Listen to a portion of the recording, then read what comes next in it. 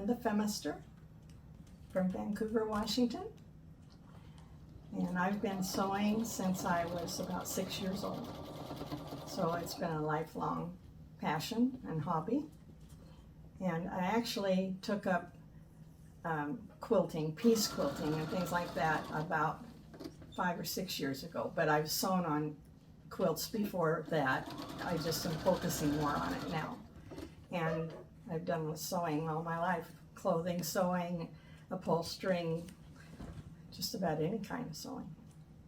I was about 6 and I had dolls, and I used to take fabric and cut holes in a strip of fabric and poke my doll's arms through it and wrap it around, put a tie belt on it, calling it sewing, but it really wasn't. And then one day I decided that it would probably be really fun to make a circle skirt. And so I got out some of my mother's fabric and I cut a hole in it to put my waist so I could step into it. But what I really did is I ruined a piece of fabric because I didn't have any idea what I was doing. And my mother realized that even though I was young, I was serious. And so she started to teach me how to use a pattern and how to sew.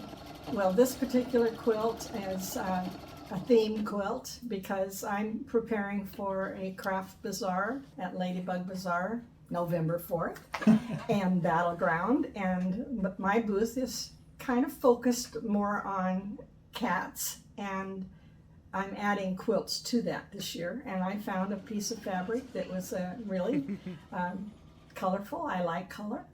And I decided to not quilt the whole thing, but to add some fabric to the main print and tie a quilt.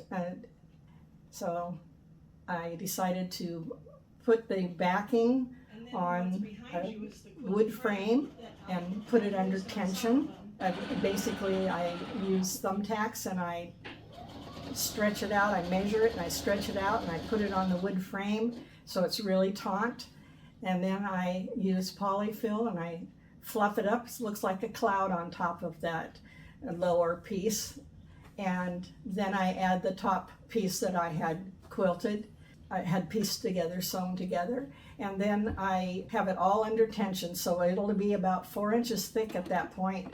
And I tie it off with crochet thread and just needle down and up through and tie it a special knot and clip it so it's nice and short and looks good.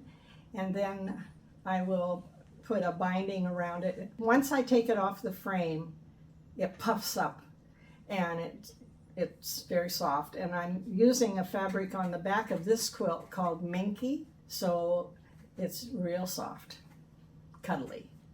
And that's what I wanted.